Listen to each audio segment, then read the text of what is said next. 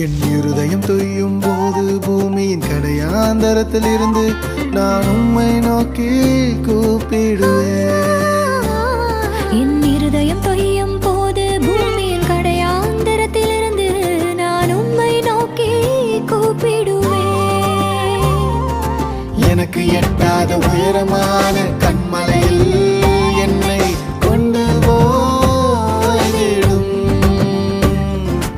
எனக்கு எட்டாத உயரமான கண்மலையில் என்னை கொண்டு போய்விடும். என் கூக்குரல் கேட்டிடும், என் விண்ணப்பத்தை கவனியும். என் கூக்குரல் கேட்டிடும், என் விண்ணப்பத்தை கவனியும்.